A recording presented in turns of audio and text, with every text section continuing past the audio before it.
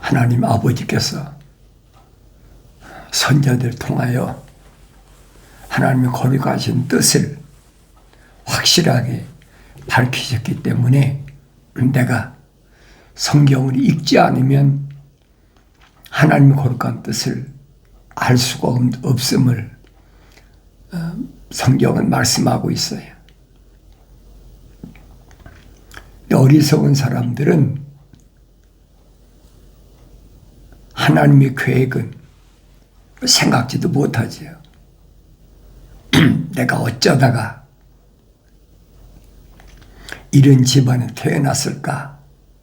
내가 어쩌다가 이런 형제 자매를 만났을까? 여러 가지로 생각하잖아요. 그러니까 어떤 사람은 나보고 그러더라고요. 나이가 90이 훨씬 넘은 장로님인데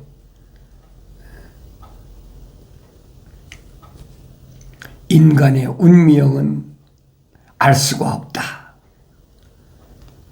맨날 성경을 읽는다고 많은 사람 앞에서 그렇게 뭐 자랑한다고 그래야 되나? 뭐 어떻게 해야 되나? 연세가 많으시니까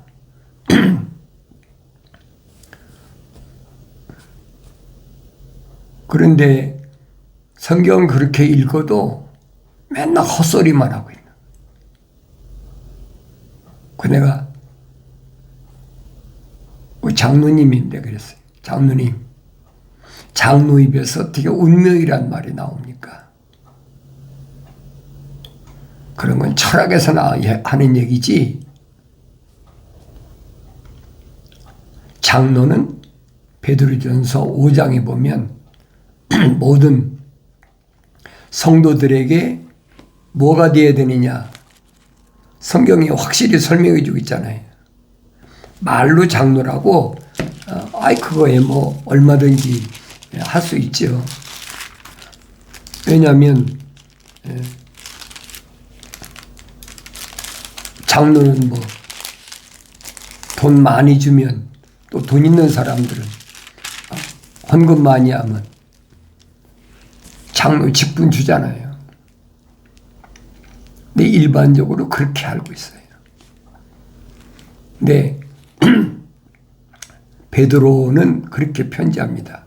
내가 너희 가운데 있는 장로들에게 권하노니 나도 장로된 자요 그랬죠. 베드로 사도인데 사도 중에 사도 아닙니까? 그런데 자기가 장로라는 거. 왜? 나이 많은 사람이니까. 그 나이 많은 사람이기 때문에 나도 장로된 자요 그리스도의 고난의 증인이며 또한 장차 나타내게 될 영광에 동참하게 됐자라. 그럼 너희 가운데 있는 하나님의 양무리를 치고 돌보되 마지못해 하지 말고 자원함으로 하며 더러운 이익을 위하여 하지 말고 준비된 마음으로 하며 하나님께서 맡겨주신 자들을 지배하려 하지 말고 오직 양무리의 본이 되라 그랬어요. 참된 장로의 모습, 오랜 경력이 있으니까. 그러니까 베드로는 장로는 아무나 되는 게 아니란 말이에요. 성령 받은 사람이 장로가 되는 거고 또 성령 받으려면 어머니 태했을 때에 분명히 하나님의 거룩한 사랑의 생명호흡이 들어가서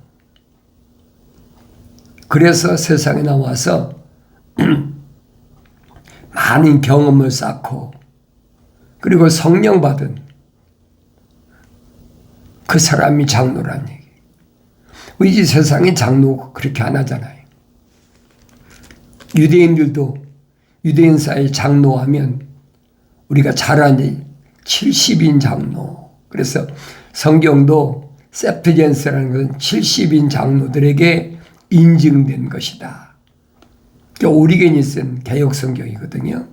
세프젠스라는 거예요. 유대교에서 70인 장로들에게 인증됐다는 거예요. 그게 개역성경 셉트젠스라는 얘기. 그런데 유대인의 장로들이 그렇게 하나님의 말씀대로 올바로 서지 못하고 북이스라엘이나 남유다는 똑같아요. 그러니까 바벨론에 포로 잡혀갔을 때도 그들이 나이 많은 장로든지 원로란 얘기죠. 그렇다고 해서 그 사람들을 제해놓고 일반 사람에게만 외치지 말라는 거예요. 누구한테? 에스겔한테. 그 사람이 유대교에서 장로 직분을 가지고 있든 뭐하든 간에 그들에게 똑같이 전하라는 거예요. 그래 에스겔 같은 선지자는 나이가 젊은 층에 속하니까 그렇게 함부로 말하면 틀림없이 핍박이 오고 고난과 고통이 따를 게 뻔하잖아요. 그런데 천사는 에스겔에게 뭐라 합니까? 그 사람 뭐 얼굴이나 쥐나 뭐 그 사람이 어떤 위치에 있든 그런 거 보지 말고 너는 그냥 외치기만 하라는 거예요. 그래서 심지어는 에스겔을 벙어리로 만들어 버렸다. 일반적인 대화는 하지 못하도록. 누가 똑같아요? 침례 요한의 아버지 사가랴 선지자하고 똑같잖아요. 아니, 사가랴 제사장하고 똑같잖아요. 그래 이런 말씀을 내가 올바로 깨달아야 된다는 얘기. 그래서 이런 말씀을 내가 올바로 깨달으면 하나님께서 행하시는 일들은 갑자기 행하신 것이 아니라는 사실을 다니엘서 2장을 통해서 확실히 우리에게 말씀해 주고 계시잖아요. 바벨론 느부갓네살왕이 예루살렘을 3번이나 침공했다. 20년 동안 3번이나 침공했다. 그리고 우리 언뜻 보면은 한 번 침공해서 손 안 들이니까 2번 침공하고 손 안 들이니까 3번째는 완전히 쓸어가 버렸다. 그렇게 생각할 수 있잖아요. 역사적으로 보면. 그런데 성경은 그게 아니거든요. 하나님께서 다 계획하신 거예요. 왜? 본이 되라고. 하나님이 행하시는 그 일이 만세전에 이미 다 계획하신 거예요. 그래야만 나라는 사람이 정체성을 알 수가 있잖아요. 내가 갑자기 세상에 나와서 누구한테 요즘 말하면 전도 받아가지고 예수 믿게 됐다. 누구한테 내가 이끌려서 예수 믿게 됐다. 우리 일반적으로 다 그렇게 생각하잖아요. 그래서 우리가 전도해야 된다. 일반적으로 다 그렇게 생각했어요. 근데 성경은 그 말씀이 아니거든요. 이미 하나님께서 창조를 시작하시기 전에 6천년 동안에 이루실 일들을 다 세부적으로 그렇게 큰 그림이 그려져 있었다는 거예요. 그걸 일반 사람이 알아요. 내가 성경을 읽는데 성령 받고 성경을 읽어야 알죠. 하루아침에 아는 건 아닙니다. 한 번 읽고 2번 읽고 3번 읽고 창세기 1장부터 요한계시록 22장까지가 하나로 된 책이라는 것을 깨달을 때까지 읽어야 돼. 왜 그러냐면 우리는 일반적으로 성경을 소개할 때 그렇게 소개하잖아요. 우리 어렸을 때부터 배웠으니까 성경은 66권으로 되어 있다. 구약은 39권이고 신약은 27권이고 그래서 도합 66권이다. 그러면 노래까지 있잖아요. 그러니까 그게 일반적인 인식이야. 근데 내가 성령 받고 성경 읽어보면 아니에요. 성경은 한 권이야. 한 권인데 그 시대마다 첫사람 아담 때는 어떤 시대였고 또 에녹이라는 사람의 시대는 어떤 시대였고 노아라는 사람의 시대는 어떤 시대였고 아브라함 시대는 어떤 시대였고 또 이삭 야곱의 시대는 어떤 시대였고 그 시대마다 하나님의 거룩한 생명의 호흡으로 조성된 자하고 하나님 거룩한 생명의 호흡이 들어가지 않은 자를 딱 분리시켜 놨어요.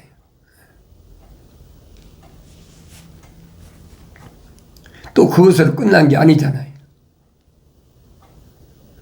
아브라함에게 명령하신 이 사건은 나중에 출애굽을 유발시켰다.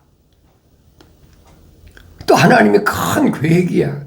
출애굽이라는 이 사건은 하나님의 그 창조하심의 큰 계획이라냐고요. 이건 누가 바꿀 수가 없어요. 근데 우리는 그렇게 보지 않잖아요. 대략 그냥 하나님이 출애굽하기 위해서 모세를 준비해 놓으셨다. 제사장 집안에서의 모세의 출생과 이런 것들만 알고 있지 진짜 큰 그림은 모른다는 얘기예요. 그래서 내가 말씀드리잖아요. 하나님의 큰 창조의 그림은 퍼즐을 맞춰야 한다. 퍼즐을 맞춰야 알아요. 그렇지 않으면 보이질 않는 거예요. 그렇지 않으면 로마 캐토릭에서나 아니면 개신교에서 가르쳐주는 대로 조각조각 66권으로 된 거로 그렇게 알고 있다고요. 그럼 맨날 헤매는 거예요. 그게 아니거든요.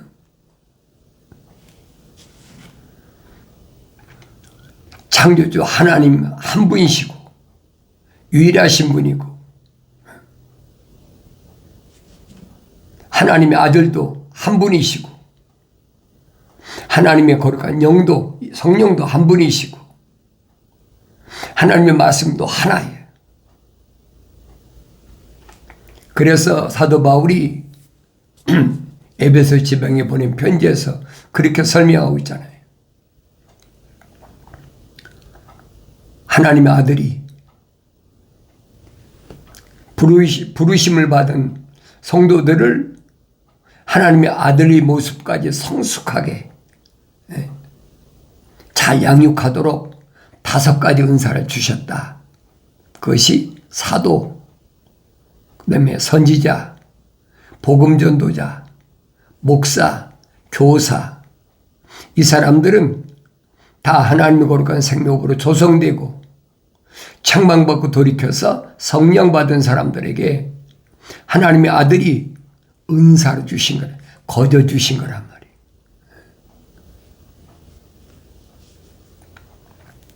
자기는 거저 은사로 목자라고 그러죠. 됐으면 자기도 거저 복음을 전해야 될 거 아니에요. 근데 자기는 왜 돈 받고 합니까? 그건 기독교 아니란 말이에요. 주님이 말씀하시잖아요. 싹구는 목자가 아니라. 내 말이 아니에요, 여러분. 주님이 하신 말씀이에요. 싹구는 뭐예요? 돈 받는 게 싹군이잖아요.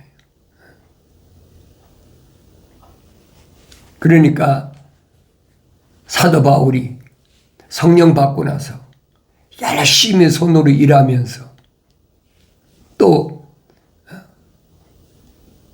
아시아 일대 에게 건너편 마케도니아 일대를 다니면서도 친히 손으로 일하면서 심지어는 그랬잖아요.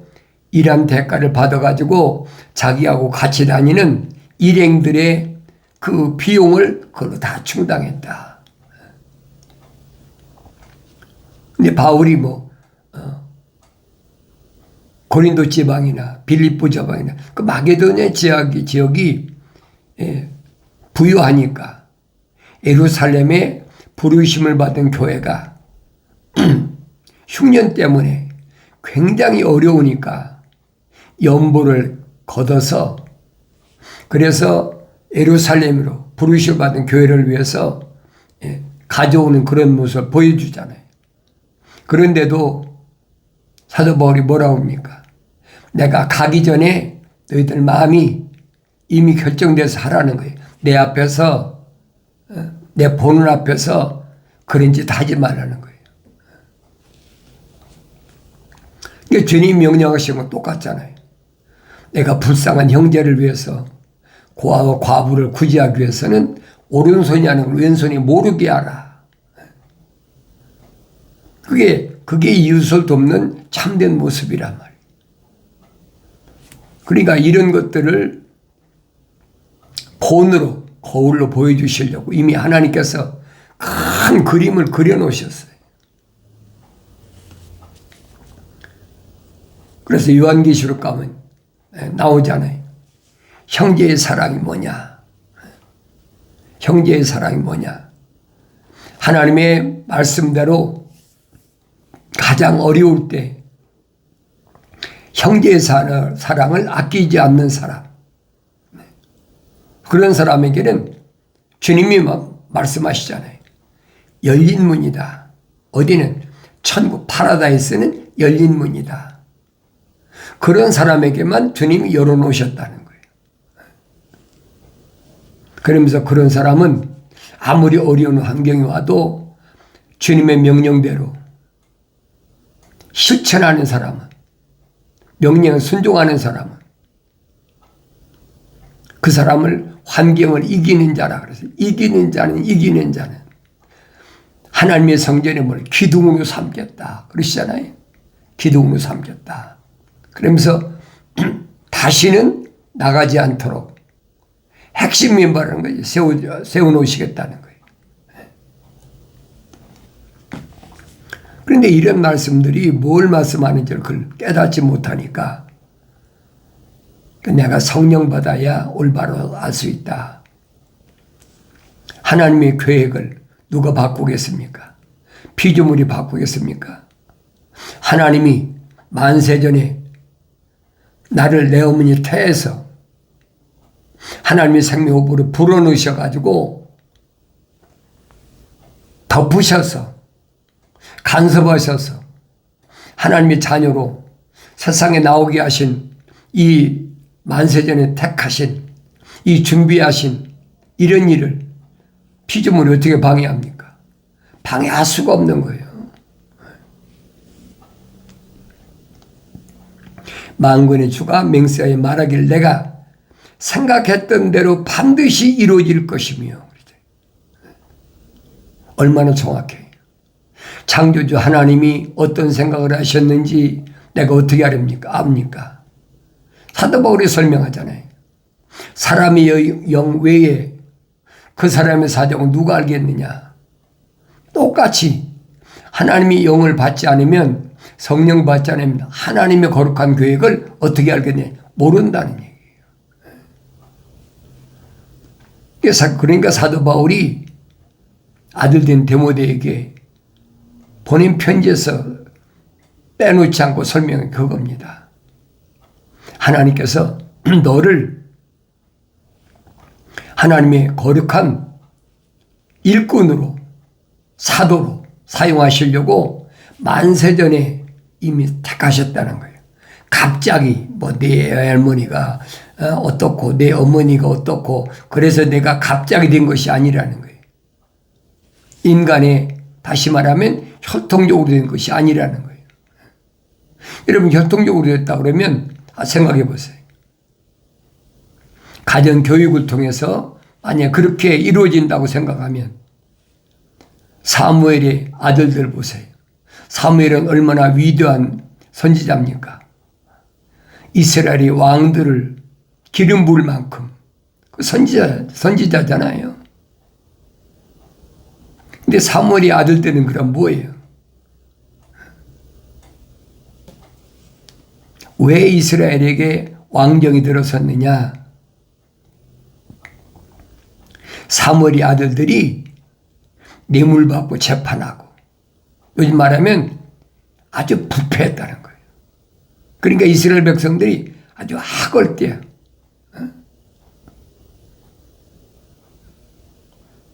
어린 사무엘 길렀던 엘리 제사장도 그렇잖아요. 제사장의 아들 홈리와 비나스도 마찬가지잖아요. 제사장의 아들로 전쟁하면 하나님의 법궤를 항상 짊어지고 가서 전쟁터에 가서 싸워서 승리하게 하는 그런 일을 맡았는데 이게 손 엉터리라. 여러분이 읽어보시라고요. 그러니까 어린 사무엘, 소년도 아니잖아요. 어린 사무엘을 불러가지고 사무엘아 사무엘아 부르니까 사무엘이 생각하고 어리니까 자기를 지금 기르고 있는 선생 엘리 제사장이 부른 줄 알아. 부르셨습니까? 나 안 불렀다. 내가 꿈속에서 무언가 잘못 들은 것 같은데 가서 자거라. 또 부르잖아요. 사무엘아 사무엘아. 또 가서 엘리 제사장한테 부르셨습니까? 아니야 나 안 불렀어. 그때 엘리 제사장이 깨달은 거예요. 하나님께서 나를 부르시는 게 나한테 말씀하시는 거 아니라 어린 사무엘에게 말씀하시는구나. 그래서 사무엘에게 설명하잖아요. 말씀하시옵소서. 그러고 내가 들으라는 얘기예요. 그때 가브리엘 천사가 사무엘에게 불러서 소식을 전하잖아요. 제사장 엘리가 무엇이 잘못됐는지.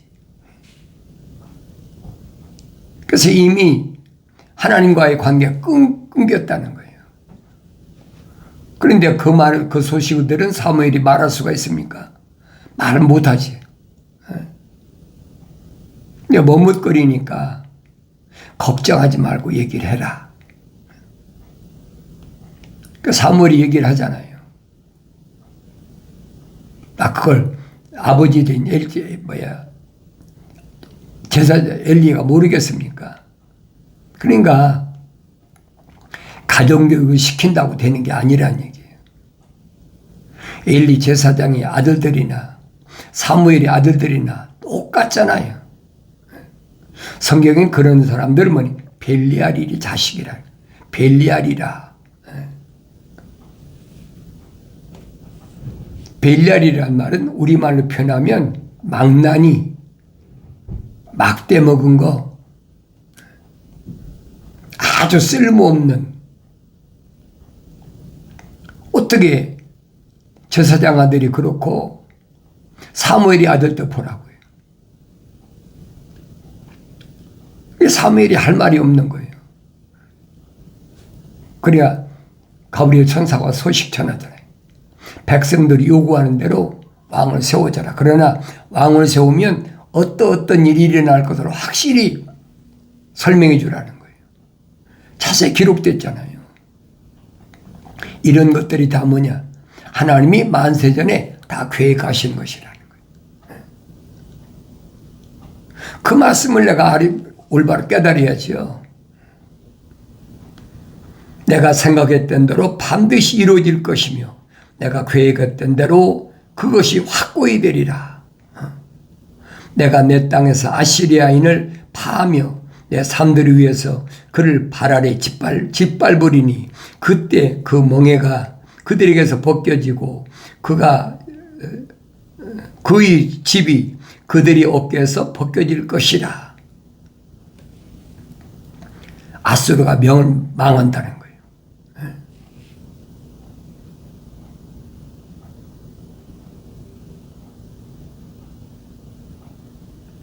아수리인들이 뭐 했습니까? 북이스라엘 짓밟았잖아요. 패권 국가가 애굽에서 아수르 왔잖아요. 천년만년 갈 줄 알았지요? 아니라는 거예요.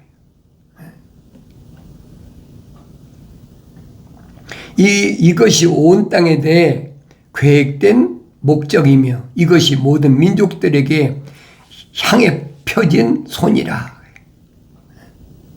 정확히 말씀하시잖아요. 그러니까 다니엘을 통해서 하나님이 말씀하신 게 뭐예요? 느부갓네살왕을 통해서 꿈으로 다니엘 때부터 약 2600년 후에 2600년 후에는 뭐가 이루어집니까? 세상 끝이란 말이에요. 그때 일어날 것까지 전부 계시하신 거예요. 하나님의 계획이 아니면 어떻게 2600년 후에 일어날 일들까지 다 계시합니까? 그렇잖아요. 그 계획을 보라니요. 그 계획이 1.1획도 변하지 않잖아요. 아수르가 망하고 메대 파사가 바벨론 망하고 메대 파사가 일어서고 또 헬라가 망하면 그 다음엔 뭐예요?